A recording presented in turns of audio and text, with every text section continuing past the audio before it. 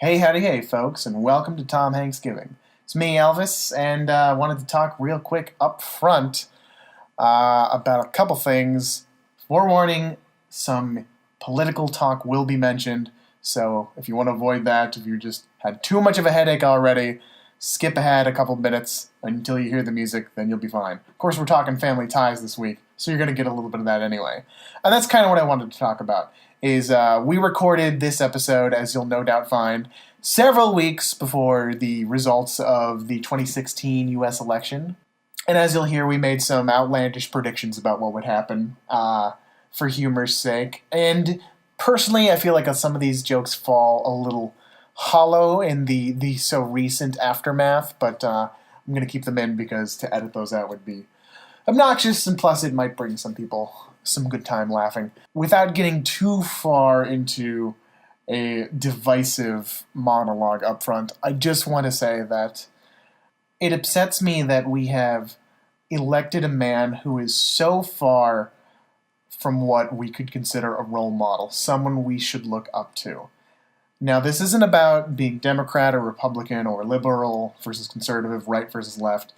This is simply about what I believe someone who truly embodies a compassionate, genuine American spirit. Because when I think of what the United States of America is, it often crosses over with many qualities I see in my favorite actor, Tom Hanks. Someone who stands up for himself, but also stands up for so many other people. I mean, I can't not help but think of Woody when I think of America, because of course the Americana iconography of the Wild West and the cowboy, that is how so many of the rest of the world sees us, is we're cowboys.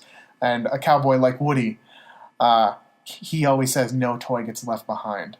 And I know that there are a lot of people who are in danger and have already been assaulted, attacked, harassed by so many extremists that it has just made my heart heavy this past week, and knowing it came from the election of this man. Perhaps it's not the best thing to bring up on a silly Tom Hanks podcast, but it may not be an easy thing to talk about, but I think it's something that we should be talking about with our friends, with our family, with our community, because if we don't talk about it, then all of this becomes normalized. This behavior of a man who triumphantly talks about sexually assaulting women and is vehemently racist in his speeches, that cannot be the kind of role model we give to our children. And frankly, the rest of us, we all need someone to look up to. And that's part of the reason why I love Tom Hanks so much, is because he's a genuinely positive male role model. You can look up to him as a celebrity, as an actor, as a man. I guess what I just want to say before we get the show started is do your part to be more like Tom Hanks. And that sounds silly, but it's a message I genuinely believe, because we should be doing our part to make sure others are safe, making this the best place to live for everybody, not just straight white men. Basically what I'm trying to say is that if you love Tom Hanks and you appreciate the kind of person he is, then I think it's on all of us to make sure this new president is going to either embody these qualities, or we're going to do everything we can to stop him from harming this community. And I'm talking to you people who voted for him as well. Because if you don't want to be roped in with the racists and the alt-right hate-mongering folks, then it's absolutely your responsibility. If he's your guy, then you make sure he's going to be the guy you can look up to. Because I'm not so sure he is the kind of guy I look up to. So it's on all of us, but it's especially on you. I'm asking you to do that. And if you're one of the people out there who is afraid and worried and genuinely in fear for their safety and their future, it may not be much, but just know that we here at the TomHanksgiving podcast, we will do everything we can to look out for you. You've got a friend in me. And now, on with the show.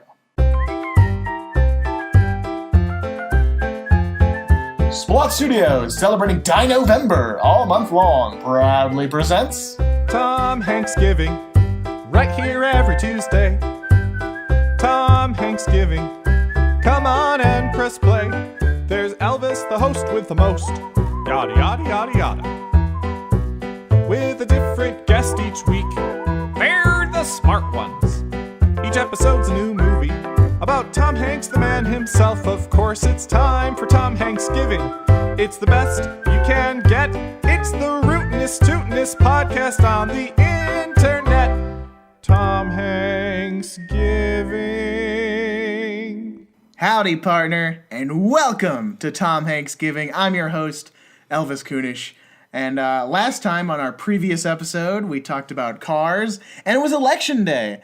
And now that that's all over, geez, what to talk about? A big surprise, Jill Stein pulling away, our next president. The apocalypse happened. So this might be the last Thanksgiving ever. It's like we didn't know we were on the hellmouth. Yes. And it just opened up. And now it's over. The Slayer's dead. Yeah. We don't know when the next one's called. The fire is coming right now as we record this. So if we could end during this. I think we could all use a stiff drink and some warm family values. And that's why today we're talking about family ties. And we're talking with Mr. Aaron Davitian. Hey, what's going on, guys? Elvis, this is such a great 3 episodes. I know, isn't it amazing? I'm watching it last night, and I just felt this like instant comfort come over me. Mm-hmm. I felt so warm and so good. This is one of my favorite childhood shows. Well, yeah, that's the thing.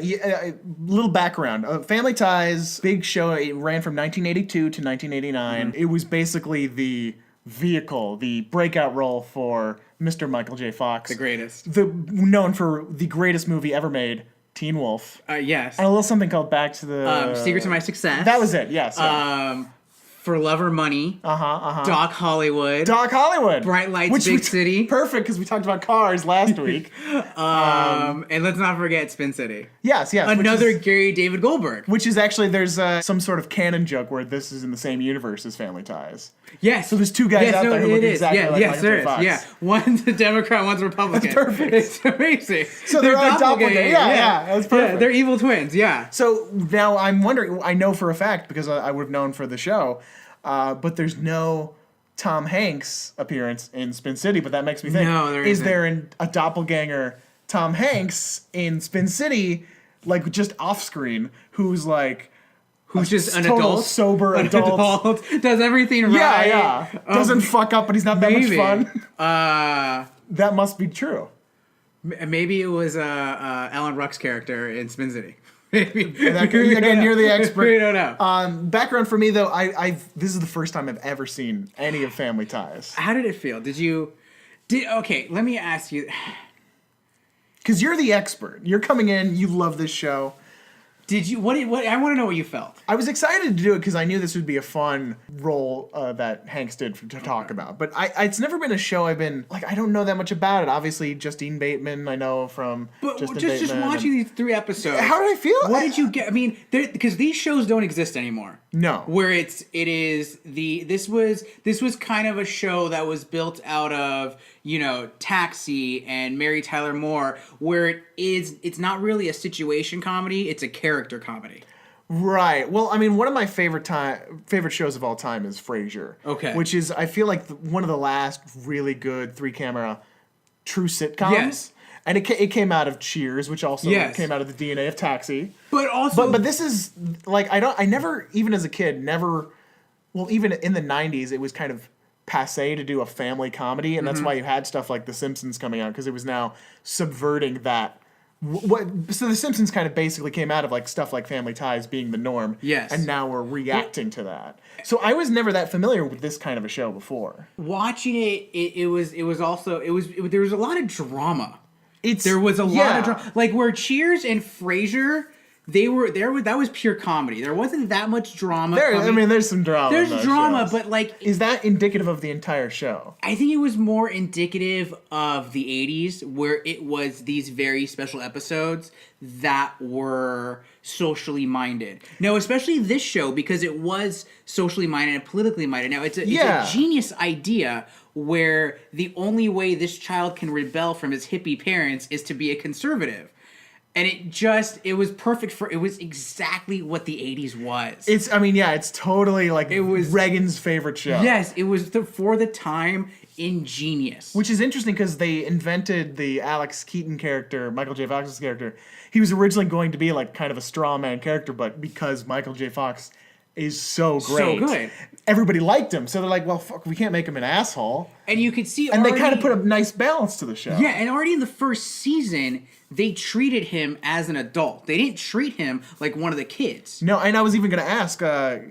It doesn't like I think he's in high school. But no, he's still in high like school. It's still high school. Yeah, he's still in high school. I also like that he's like obviously he's sort of like a Fraser Crane character in that he's like very career oriented. He's a little nerdy, but like obviously on a more businessy side. But he treats it like he dresses up in a tie, all the time. But it doesn't seem like he's treated like a nerd traditionally. No, because that was the times. And I think 80s was like it's cool to be conservative. Yes, it's cool. Capitalism was okay back then. Yeah, it wasn't a bad thing. We hadn't broken our country. Yeah, we weren't broken yet. No, okay, we weren't. It was and it also made him a different type of role model for the 80s, because the 80s was a lot of like it was more, you had like the jocks, and it was more like Breakfast Club, where you saw more of those kids being portrayed. You didn't see this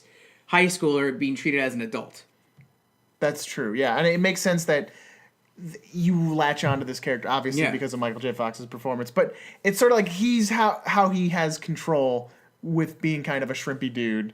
Is he's really smart. He knows how to work with money, or at least theoretically that's his goal. And I basically what I loved from these episodes was seeing his characterization through the Uncle Ned character. He idolizes this dude. And that fall from grace. Because Uncle Ned is in the position that Alex wants to be with. Yes. Now, obviously, with the clippings and he has clippings of his successes in his wallet. And it's an uncle. Of course, you're gonna look up to your uncle, because your uncle is someone that is older than you, an authority figure, but they're still not your parents, so they're still kind of your friend. See, I have a complicated relationship with my uncles. We'll get into that maybe later. We don't have to. We all have complicated relationships. Let's just keep it fun. And but looking up to them was never a thing. Yes, I know. No, neither. But again, I think that's what television does. Television gives you this fantasy that this is what family is like. I started watching it when I was a kid. I was too young to watch in the beginning, so I really started watching in the last 2 seasons. So after Hanks's time. Yes, but I had seen those in reruns. So I started watching all the reruns, and so like I think I was maybe 6 or 7. Wow, is this possibly your first exposure to Tom Hanks then? Yes. Really? I think yes. Definitively yes? Yes, yeah. Wow. Yeah, it really was. This is your first Hanks experience. Well, because here's the thing. This was I IMDb'd this, and this is what made me cry. Okay. This is what really got to me, how good of a person that Tom Hanks really is.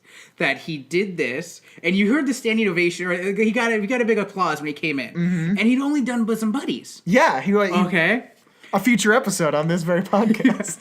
And so that's all people really knew him from. But then after Splash and what else he did, I forget what else, he still came back for a second time. Yes. That's amazing. He was already huge, and he was willing to come back. Yes, and I thought that was, God, Tom Hanks is the man. He's so, I mean, that's the reason we're doing this podcast. And he's great.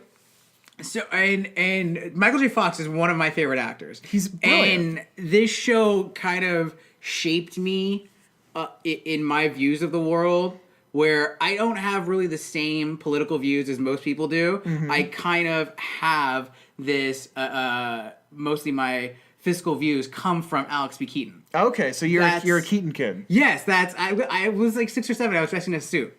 That's hilarious. There are pictures of me in a suit. I have to find them. Find them, send them to me. We'll put them in the show notes. I used to wear suits when I was a kid, because that's Alex B. Keaton wore suits.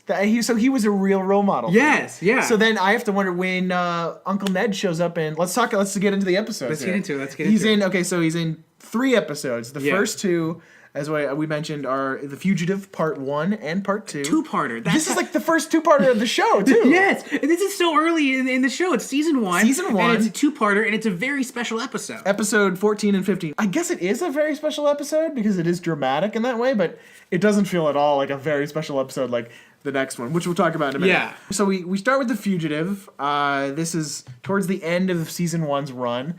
And Tom Hanks is the guest star. He's huge. Uncle Ned. Uncle Ned shows up. Basically, we got the kids. They're fucking around. Yeah. But everybody's waiting for Uncle Ned to show up.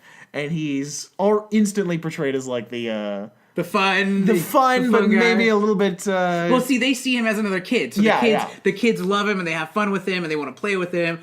But the adults know that he why are you here now? Ned? Yeah. Why are you working? Well, it's Ned? like you only show up when show it's up. like 2 days notice, whatnot.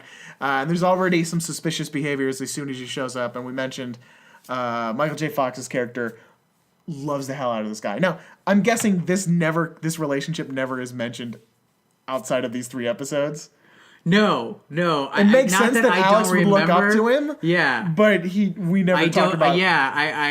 That's not how shows work. I would like a Netflix revival just to see what happened in Ned's character.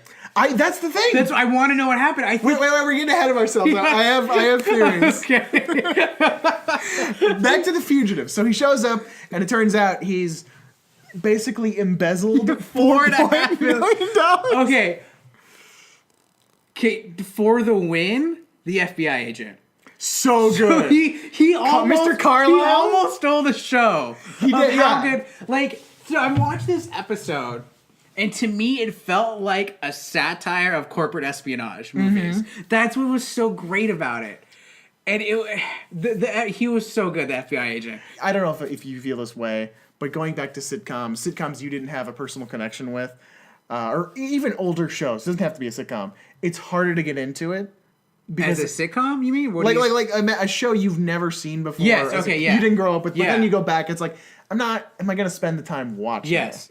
In that regard, the jokes written for the show, very hit or miss. I feel like it's like they're very jokey, they're very sitcom-y. But what really works for me, and to going back to your point, was the actor's performance. The actor's performance make it work. It's like when you take the laugh track out of the Brady Bunch, it's like, this isn't fucking funny. No, because if you didn't have Michael J. Fox, Tom Hanks, and I don't know his name, but the guy who I looked Carlisle. up. I thought I don't remember his name. I looked up thinking he was like maybe somebody famous, but he's just a journeyman character actor, and he was phenomenal. He was great. The dude who played the airline ticket guy. Oh, also great. Good. I've seen him before in a lot of stuff. He does a lot of voice work too. Yeah. And here's the thing: I don't think they could have got anybody lesser. You have to be on par with Hanks. Yes. Otherwise, the episode drops. Because even like the scene, it really is just the end scene that they're in together. But Carlisle starts to fade in the background when Hanks is on screen. Yeah. It's like he's like the only one who goes toe to toe with him is Michael J. Fox. But that's the next episode, especially. Oh god! But so good. Honestly, the best part of this is. It's really about the second part. Because the first part is like, we're just kind of fucking around. Yeah. Is he lying? We don't know. That could have been done in 5 minutes. Yeah. But let's have six gags about the phone. Listen, hold on. We're going to get Tom Hanks for 2 episodes. I'm not saying we got to draw it out. We have to. That's true. Part 2 is the show. Yes. And honestly, for the life of me, The Fugitive, it's all about that last sequence with Alex and Hanks in the airport. It was... It's so great where he comes out and it's so cheesy. This is like true sitcom cheese, but in the best way. But in the best way. But it's also the juxtaposition of this drama they just had. I mean where they're kind of yelling in bed, Steven and Elise, and then the neighbor calls. Oh, and Mrs. Elbeck, yeah, and it's just to because you have this this drama is just being raised, and then you have to just drop it down a bit with a joke. Yeah. You know? Oh yeah, no, it's smart sitcom writing. It really was. They don't make smart sitcom writing anymore. They just do joke, and it's just not that. It's not that good. Right. It's become the characters don't develop the way. A lot of the writing you see on TV today, outside of the golden age of TV, and some even the best shows on TV still suffer from this problem, is that it's all so fast. You can't take your time. Yeah. even Seinfeld was a huge contributor to this, and that's one of my favorite shows of all time. Is there's so much story in like a show like Seinfeld, and that's There's like 4 stories or 4 storylines. You know, but like the amount of scenes, everything intertwines. Yeah, it has to move so fucking fast, and like that was, God, what 20 years ago now? I think now shows are even faster. Seinfeld for that. I mean, their whole motto was, you know, no hugs, no learning. Yeah, So it had to be fast, where it was just nobody cares really. This is how it ends here, and we're just gonna go something different next year. Right, but by like season 5, you'll have like 3 different scenes where it's like we put up one wall, and it's like 30 seconds because it's like Elaine getting a sponge at some place. And it's like we're doing so many of those scenes, whereas like back in true sitcom land, like like Family Ties, it's just 5 it's one scenes set in the kitchen, in the living room, 1 in the bedroom. Yeah, obviously we got an airport set. I think really, like I want to. But you spend your money on Cheers your Tom was really Hanks. the last one that kind of just like stayed in one setting, really. Yeah, outside of like when you get, I mean, again, Frasier. Yeah, but it had multiple settings, but it was still very rigid because it came from that Cheers DNA. Mm-hmm. But and then you start to get like that becomes modernized because you have like The Office. It's all in The Office except for here and there as it grows, but it's obviously shot in a different format. Different format. Yeah, so it's just so. Like they shot sitcoms like they were plays. Yeah, that's what it was, and it works. It works, especially like we were saying before. This is all about the actors in this episode. But I don't know.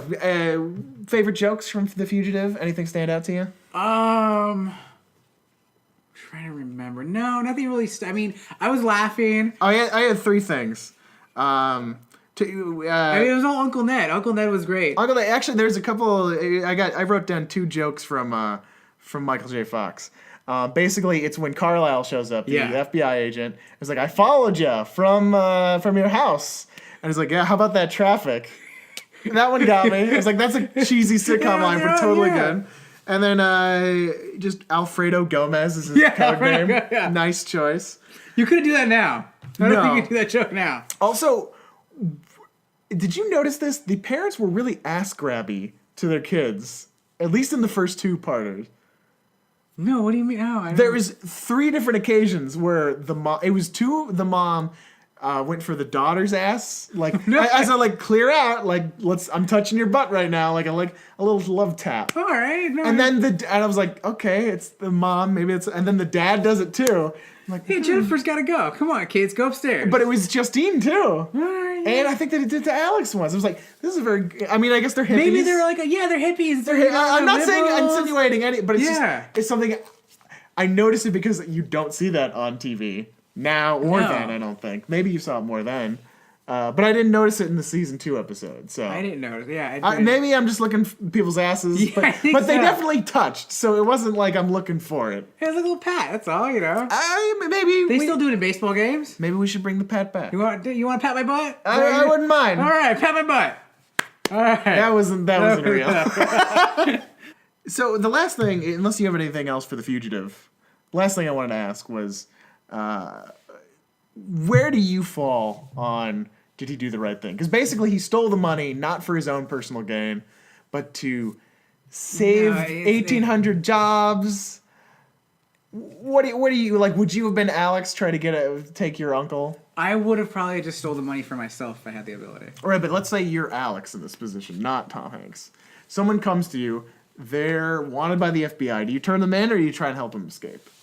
If I have the relationship I have with my that way of Alex, I think Alex is going to help his uncle escape. And I think if I felt that way about my uncle, yes, I probably would. I guess you're. I mean, that's again why you cast Tom Hanks. Yeah, who wouldn't help Tom Hanks? I mean, because I'm thinking about like all my piece of shit uncles. I'd be like, no, fuck you. Fuck them all. But listen, if it's Tom Hanks, I'm helping Tom Hanks. Right. Okay, and the first thing I'm gonna say, Tom, you're gonna be inconspicuous. Don't wear a red hat. Maybe a black hat. Okay? Yeah. Don't look like you're trying to hide from someone.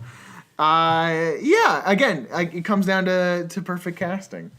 He's another guy. This is I talk about this on the show all the time. But when you cast Tom Hanks and you make him do something kind of despicable or shady, it's perfect because we come in with such a warmth for him anyway. Yeah, because you can't hate Tom Hanks. No, you can't. He's so fun. He was just great. He was great. Great. Just the way he just comes in and just...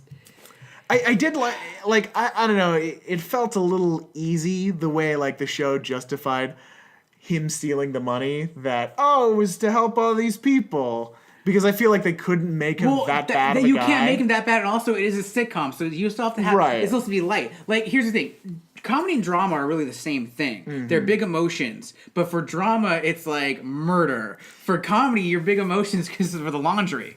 So it's like they took that out and they made it so real and so just it's going to just wanted by the FBI. It's huge. And this has to be the biggest thing that's happened in this show. And they still make you laugh about it. It's so unreal. That would never happen. If somebody was that wanted by the FBI, it's not going to be one guy that's from The Office. It's very weird. I think it gets more noticeable in the next episode, too. Yeah. The unreality. But yeah, you're right. You're absolutely right. Like, I mean, why is the owner of this company going to come? It's just not... It wasn't real, but that... It's still a sitcom, and you have to... that's a network saying, hey, listen, I know you want to do this serious episode, but it's still a sitcom. You have to make it light and make it work, and that is what you're paid for. And they did it. They made it work. Now, is it correct that Family Ties is a show that sort of became notable for its very special episodes? It's more heavy on the drama. Yeah, is that true? Yes. Now, I have to wonder, because obviously we get that with the season 2 episode we're about to talk to, but even this one, you're correct in saying, has kind of a big, heavy topic to discuss. And I have to wonder, these 3 episodes featuring Tom Hanks, did that help influence the direction of the show because they were so well received? Without having that guest star banking to do this heavier episode, maybe they wouldn't have had the courage to do this in the first place. No, I think that was always the show. It was always the show? Because okay. the first Thanksgiving episode, spoiler alert, the parents get arrested. Which happened before this? Yes. Oh, wow. Yeah, for their protesting. That's what they were. They were they were hippies, and was that because they mentioned in this episode, was that the one that was the Democratic National Convention? No, I don't remember, but I mean, that's what they did. That's the point of the show. The whole point of the show is these hippies raising a conservative. Yeah. So it's always going to come back. Like, there's one joke in an episode where they're talking about Steven's work, and he works for a kind of like a PBS nonprofit station, and Alex is like, I don't understand what nonprofit is. You know, that was sort of the joke. It's he kind of grows up to be Jimmy James then from News Radio. Nonprofit, that hurts me. Yeah. Now just thinking about it, because it's almost incentivizing the conservatism in the show. Like the fact that Tom Hanks turns himself in at the end, is that kind of like, yes, because this is the right thing to do for the capitalism. He shouldn't steal the... No, because he No, I don't think... No, yeah, it wasn't. right. It was just the right thing to do. It was the right thing to do, and they don't get the money back either. No. So it's not helping... That's it. We'll talk about it in the next, because there was some... It was too easy. Yeah, I mean, he comes back in like a year? Don't think so. That's so not real. But it was also, I mean, he was trying to justify it as, you guys did the same thing in the 60s. This was the way of, I have to fight and give back. Now I'm fighting injustice. But I'm thinking like the mechanics two wrongs don't make a right. That's what it comes down to. And that's what Steven is trying to say. And then you have Elise, who is, okay, I have to let go. And I buy Elise's story a lot more. Because it is true that maybe she's been... I mean, she's coddling her brother. He has to grow up, take responsibility for his actions. Out his own coping mechanisms. That really works for me. I'm not sure... I guess I'm not saying the other part of it, this other component of it doesn't work. I'm just like wondering, is there like the show's agenda, is it leaning more conservative or is it leaning more liberal? Or is it really hitting the middle? I think it's hitting the middle. Okay. It really hits the middle because you're always going to have that push and pull. And that's what it is. It came out of, All in the Family, where it was like Archie Bunker is this conservative old man who is still, in his own world, where he's got Meathead and his daughter, and they're these the new wave of kids of liberals. They're not, they are it's weird, the baby boomer generation. That you can track that. So it's like Archie Bunker, conservative, his kids, liberals, and then you have that kind of becomes Family Ties, liberals, their kids are conservatives, and then they grow up to be what? The Simpsons, and then their kids are the liberals? They grew up to be married with children. I guess that's right. That's Yeah, what happened. Yeah, that makes sense. And then who is so the Married with Children kids? They grew up to be who? Who's the new liberals that are the parents in like the modern sitcom? Or I guess this is really 10 years ago. What was The Office? It's not a family show. It's not it has to be about a family. See, I think that's why Modern Family, I guess. Yeah. But the parents in that show, I guess no, because it's the grandpa's Ed O'Neill. He's the conservative. Yeah, he's the conservative. So the parents are they're these 90s. Because you have the gay couple. That's right. So it's like they're the liberals, and then the kids. I've never seen much of Modern Family. They must be. They're still just kids. I haven't really got anything out of them. I don't really watch it that much. No Tom Hanks. That's why we haven't. We only watch that with Tom Hanks. Right. But I think that's just people. There are some people that want to go back where it's just easier for them. Mm-hmm.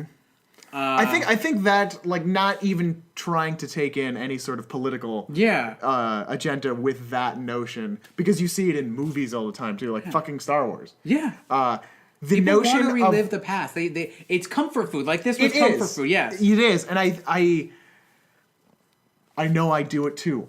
Constantly by going. I mean, like I have a Tom Hanks podcast. That's not just because he's great. Like, well, I don't know. He's great. I know. But I grew up with him too. I know I have these shows that I need to watch that are new, and I just haven't had time to catch up on them.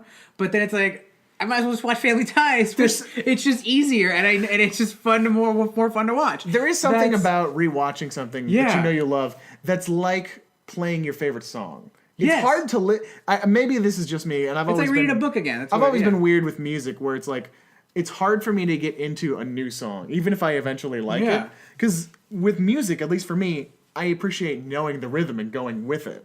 And but you some know of your favorite films. You never think that you're gonna turn into that old man, but you do, and you're Everybody like, "This does. is not as good as it was, in the music when I was a kid. What is this noise?" Yeah, I'm still young enough where I feel like I'm trying to resist that notion. Just accept everything. It's gonna happen. You have it. We always become. Everybody becomes the old asshole. God, no! I'm taking a stand right now. I am not gonna become a bitter dinosaur. Okay. All right. So I am gonna stop watching Family Ties, and I'm gonna go see Inferno, because that's new Tom Hanks. No, it's actually old Tom Hanks on this show. Shit, I missed it already. All right, so that's our thoughts on The Fugitive, the first two-parter of Family Ties. But Tom Hanks comes back for an even more memorable episode. We'll be talking about Season 2, Episode 14, Say Uncle, after the break.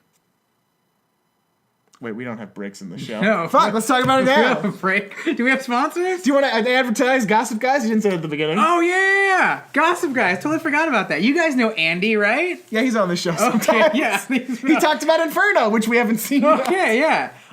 Gossip Guys is a podcast where me and Andy Green talk about Gossip Girl. You got 20 seconds. And it is on iTunes and Gossip Guys Pod, Facebook, Twitter, Instagram. Hit us up and listen and watch, and it's awesome. So let's talk about Say Uncle. Why don't you give us the story this time? Okay, so for some strange reason, after embezzling $4.5 million, Uncle Ned is out of jail already.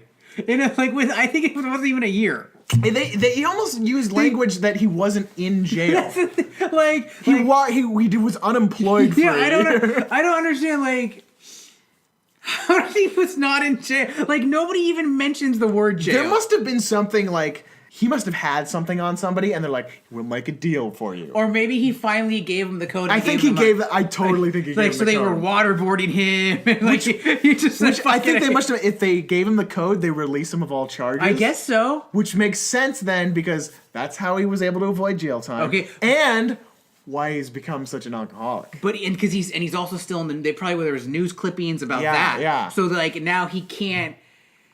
How do you come back from that?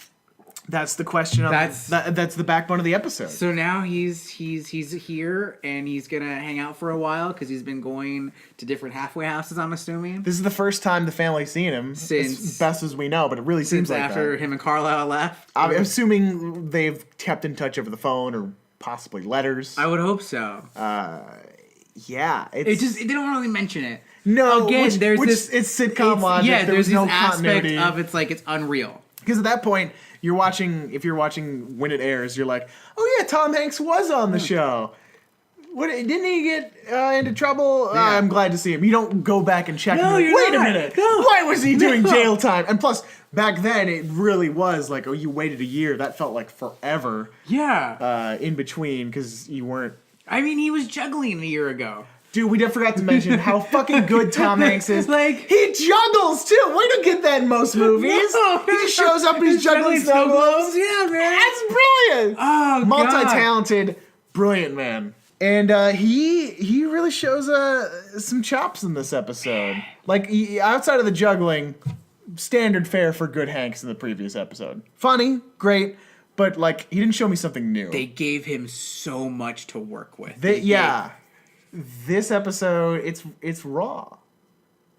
It's real. Here's what I want to do, because I want to celebrate this episode because it was fun. That's great. I'm going to talk about my problems first. Mm-hmm. The biggest issue is that it's not at all a realistic portrayal, of symptoms of alcoholism or someone being drunk. Again, that's the fault of the writing and probably of the time. Yeah, too. it doesn't have the times of the. The network was the 80s, man. You know, It was the 80s. Say no to drugs. Those things were. Yeah, you can definitely feel the. Weed was not legal then. All right, here's my question. Yeah. Was he drunk when he walked in? He was definitely buzzed. Okay. But he still had the same manic energy in The Fugitive. So was he drinking then also? I would say that this started probably before he made that choice. Okay. They mentioned in the Fugitive. No, it is in this episode that he was a drinker when he was young. Yes. Actually, I think Elise, yeah, the mom says he drank in school. Yeah, of course. So he was obviously. What was going on back then, man? I mean, it was the 60s. God. Oh my god. But here's the thing. We missed out on greatness. I don't know about that. I think that's what a lot of voters, upset voters. Yeah, that's where it all ended. Yeah. The whole uh, NAM thing kind of ruined it. Yeah. No, but I think what this episode does to its great credit is it focuses on the alcoholic you don't see, the functioning alcoholic. Yes. Which makes me think he developed this habit in high school. He was probably not so severe. Obviously, he was able to be successful. Yeah. But I'm thinking the success of that job, the stress hit him. So he started drinking more often. That probably came with the 1800 people. Yeah. And I think the drinking, he was probably drunk. You can retroactively think he was drunk when he walked that in, cup of coffee. Yeah, or when he walked into the warehouse in. and saw that he didn't realize 1,800 people were going to get fired. Exactly. Are you going to get fired? So I think we started to see that again, this is all retroactively stuff. They were planning for this. But I think you can really, that's a nice thing for what the writing did do, is you can connect these two characters outside of the weird jail time thing pretty solidly. And yeah, he's totally drunk when he shows up. Maybe not drunk, but he's buzzed. Yeah. Give me a beer, Alex. Yeah, that's not his first one of the night. Yeah, no, not at all. Not at all. Not at all. It really, like, they played Trivial Pursuit. They played it as they were, not only celebrating that he's here, they're celebrating his freedom. Right, I guess that's true. And Steven was like, "Give me a beer too," and they were drinking. And it was supposed to be. And Alex was just his uncle's here. Uncle Ned. Yeah, Uncle Ned's out of jail. Because he still idolizes this guy, even despite everything. I guess he idolized because he made the right choice in the end of the episode. But this is the first time where we see that, and that it really, the episode, it's just kind of like, all right. Did you cry? I didn't cry. No, didn't make me cry. Right. Made me smile. I think in the intentional way. Okay. But no. But the episode really gets interesting when it's late at night and Alex comes in because he's doing an all-nighter to make a sandwich or something. Yeah, and then Hanks just like shouts Bloody Mary at him, scares the hell out of him because he's been in the kitchen all night drinking. It's dark. This scene is great because it really showcases the rage, and you get some great jokes, and like he's going crazy for the vanilla extract, drinks the whole thing, and you get to see Michael J. Fox just like so scared. Yeah. And it's so because it is that he has seen this different side of his uncle that he's idolized. Mm-hmm. And it is this fall from grace, and he doesn't know how to react because I don't think it really made me feel like he's never seen a drunk person before. Yeah, it seems like his parents have always kept that safe. But yeah, so I think it just compounds the fact that he's never seen this before, and now it's coming from his uncle, and it could have broken Alex. I think it does break Alex, and I think we see that in the resulting scenes. But yeah, the fear that's palpable in Michael J. Fox's performance, I recognize it. Like, I've been in that position as someone who looked up to Alex B. Keaton when you were a kid and you were growing up, and you finally did see this episode. How did it make you feel? Sad. It made me feel sad for Alex. Did you feel sad for? Did it change? But it also especially as a kid, I think it does scare you. Yeah, it does, because not only is it this character that you idolize, but you now are seeing this actor who's really done only the fun comedy so far. Yeah. And to see him be able to do this, it is scary, because it was that good of a performance. I want to see these two in a movie right now. That would be amazing. I mean, honestly, what I would love is to see these two do a sitcom like this. I don't know. I don't know if a sitcom is right. I think a movie is better. What I want is a weekly one-act play. So to see that, like, I would love to see these two guys do a play live, and I think that's always more fun because you feed off the audience. That's true. And dream casting is we've talked about this before on the show. Is I want another movie with Tom Hanks and Shelley Long. Oh yeah. And if you throw in Michael J. Fox, it's going to be the best movie ever. Can we get them to do the next True Detective? Those three. Yeah, who do we talked about True Detective last time with Bruce Willis and Tom Hanks. Yeah. Last time he was on the show, we talked about the Bonfire of the Vanities. Yes. Great episode. Check that out if you haven't already. Before I die, I want to see these two just go at it for at least 2 hours. It's kind of a big wish, but I do too. They're so close because both have worked extensively with Robert Zemeckis. Yes. But he's never allowed them to cross over in his pictures. Granted, Zemeckis hasn't worked with McFly J. Fox in a while. But even, I mean, they're the same guys who wrote Greedy wrote Splash. It's all kind of like at the 80s everybody was together. 80s and 90s, everybody was having a good time. So obviously that would be amazing, but what we've got these 3 great episodes but it's really this one where you see the two of them, and again, that scene, two titans of the acting industry. I don't know how believable it is that someone would drink an entire thing of vanilla extract to get the alcohol content, although I do know people that have tried to get drunk off of cough syrup. Yeah, people do cough syrup. So I guess that may have been the more accurate joke, but the vanilla extract was funnier.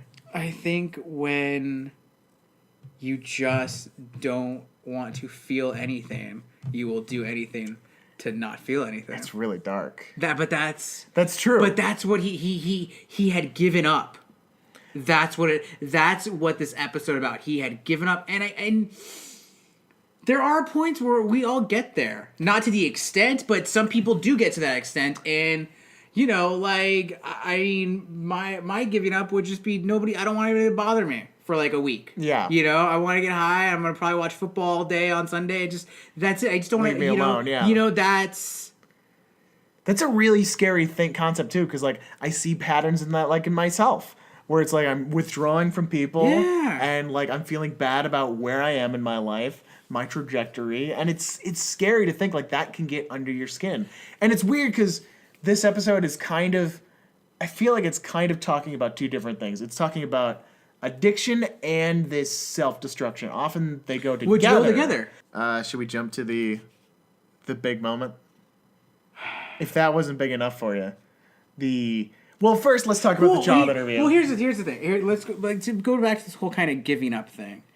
I think because some people can come back from a lot of people can, but there are some people that go into this and just go down that rabbit hole. Mm-hmm. And I think the reason he went down the rabbit hole is because he was coddled by Elise his whole life. And I think this was his big thing that happened to him, and he wasn't prepared. He wasn't ready. It was too much of a loss too late.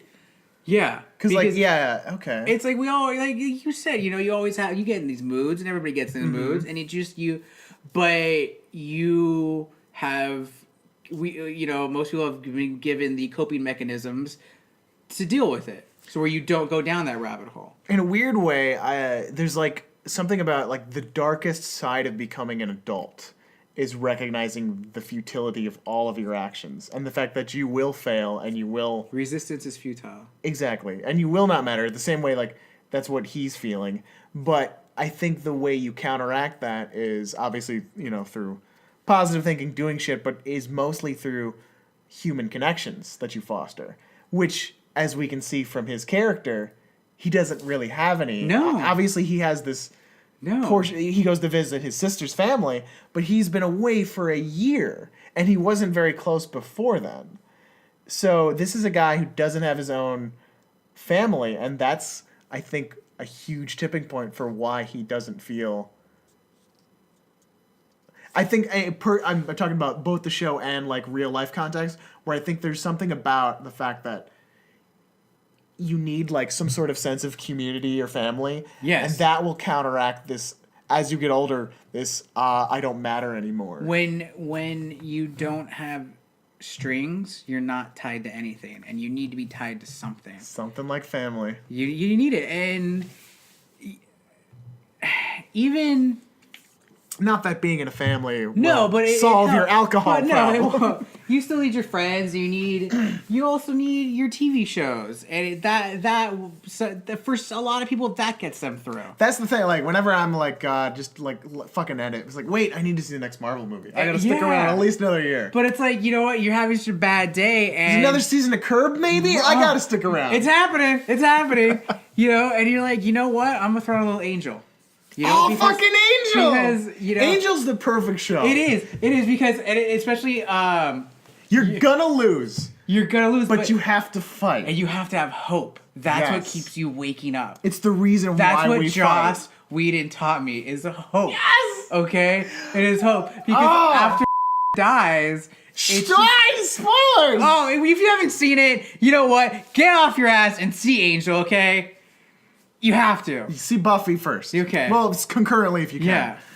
Honestly, if you just have Why isn't Tom Hanks in one of these shows? I want to talk about it. We got to bring it back to Family Times. We got to bring it back. You're right. But it's all about hope. And Ned lost hope. So he saw hope in a bottle, and it doesn't work out because there is no hope in a bottle. I think the worst scene in in Say Uncle is the job interview. Did you find it funny at all? No. It was really poorly. I think that's where. No, because it's not supposed to. It's not supposed to be funny. No, it's totally supposed to be funny. No, it's not like the rest of the episode. It's supposed to be funny because you're supposed to love Tom Hanks, but now he has done such a good job to scare the shit out of you. He's underneath the desk. You're not wearing socks either. Because they want to make you laugh at this funny drunk, but it's not because you saw a scary drunk last night. Mm-hmm. And it just. They had of course they had to try to make it funny, but it's not going to be funny. But the scene wasn't bad. The scene felt real. It didn't feel real for me. Like no one gets drunk and acts like that. It felt like they were doing too many things. But that was I have to disagree with you because I think that's his character. This character is a child. Mm-hmm. So I think that's the way he's going to act. Is a child and it's just going to ruin everything. All right, you've won me over on his perspective there. I still think it's the weakest scene in the show. Okay. But I can see your point. Yeah. I still don't think it's... I think it was a weak scene because... I think that's what... There was no one else in the scene. Yeah. You kind of just had Steven and Wirtz. Was that Wirtz, right? Wirtz, yeah. Kind of just kind of standing there and letting Tom Hanks go. I mean, he's not bad. I just think the jokes... I think you're right in that you need that weird levity where it's like there's the dissonance. Like, this isn't the same guy I saw last night, but he's still destructive. But I think it's just the specificity of the jokes being too cartoonish that took me out of it. Okay. Like, a real drunk person's not going to bring the clarinet. No. That's not. That's where I was like, that's the sitcom person. Yeah. That's the sitcom version of the drunk guy. Yeah. But then we build to the final scene where... the moment where Alex takes out again. Well, we all found we finally realized that he has given up. He has given up. What's the point? Why? It doesn't matter. It doesn't matter. Nobody's going to hire me. Have you ever had a failure so big that it's weighed on you like that? A fiasco? A fiasco. What's your I've had failures that have felt like that. Fortunately, I've never gotten into self-destructive tendencies, but I felt like I don't know if I can recover from this. Honestly, no. I've been through enough shit where really nothing gets to me anymore. Nothing in your past?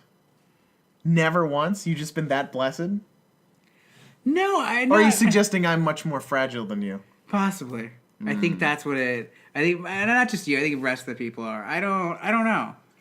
Because you're Alex B. Keaton. That's how it works. I'm half Alex, half Ned. So it's like... Right. I've kind of given up a little bit, so it's like, whatever. But you're whatever about it, so you don't feel... Yeah, I don't... How can you not feel that weight, though, if you feel like you've given up? Because that's a sad thing for me to hear from my guest hosts on this podcast. How can I help you? Should we call Alan? Well, you're not an alcoholic, but should we? Is there a number we can call? No. If anything, I'm trying to think. I don't have something that's just like been that big of a failure. I mean, that's good. Yeah, this is obviously a good thing. Like that. Like I've never really. No, you know why? Because I don't feel like I've been at the complete top yet. So you don't feel like you've had a height to fall from. Yeah. Okay. Yeah. That's kind of the Marge Simpson angle then. Aim low, kids, so low that no one matters if you try. Yeah, that's it, yeah.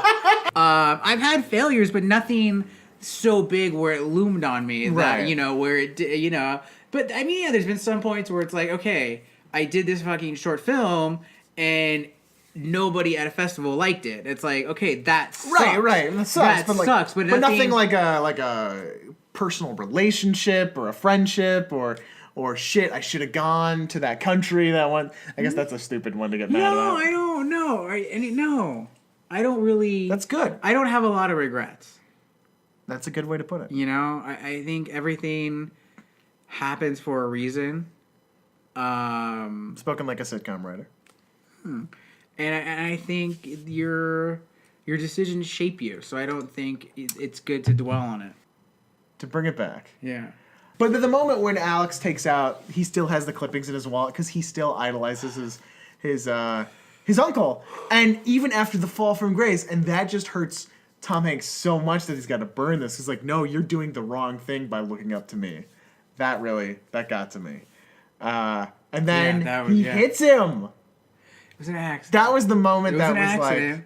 That felt like a true out of control drunk. That was real, yeah. That was real. Like maybe the mechanics, the blocking of the actual hit was like, all right. Yeah. But the moment was the moment felt real. I mean, he'd literally been drunk the whole day. Yeah.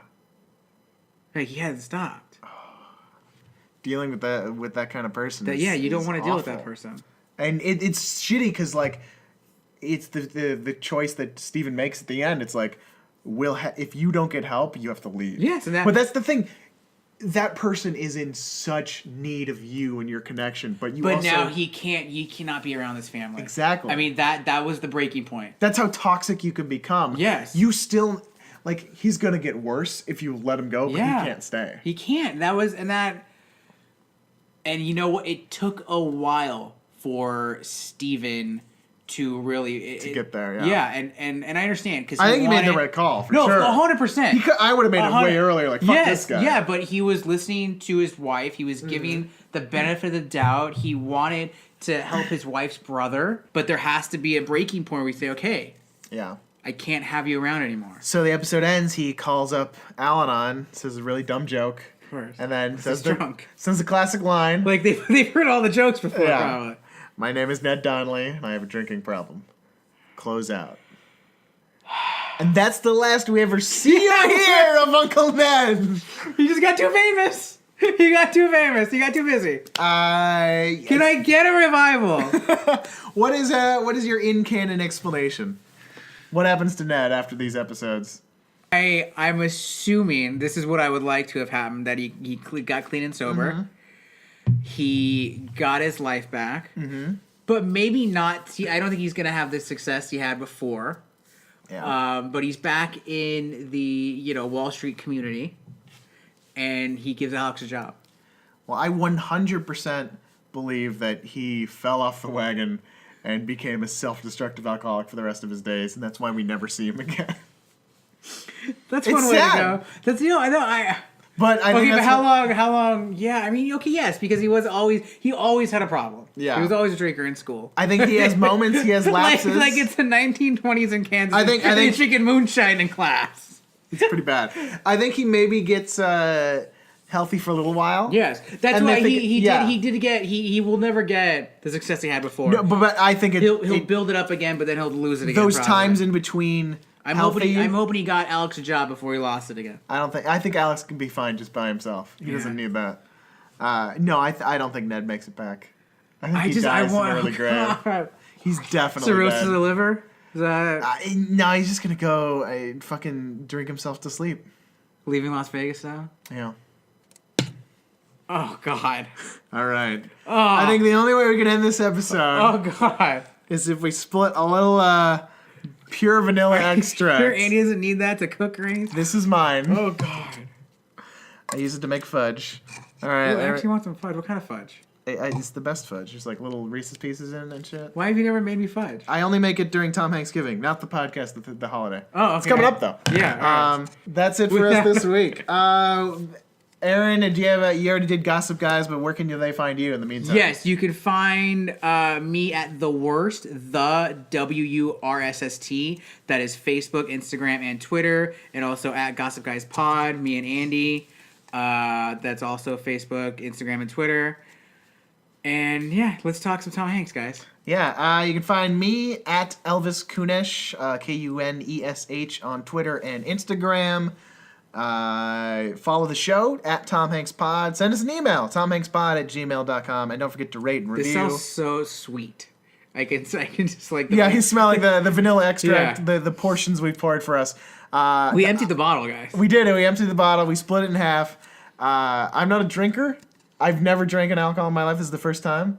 This could be the thing that kills me. What, you never, licked the spoon after you put the vanilla in? It's the same thing. Oh, well, yeah. I do that all the right. time. So this isn't gonna put me over the edge. This is not it. But in celebration of Tom Hanks's character, Ned Donnelly, getting better, although I don't think it's gonna stand, and of course... Should we do an Irish toast for Ned Donnelly? How do we do that? I don't know any Irish toast. Well, we're toasting to Ned Yes. Donnelly and, of course, to our new President Lord, Jill Stein. Cheers. Cheers. No, that's the other show. Family Ties. Oh, my God. Oh, my God.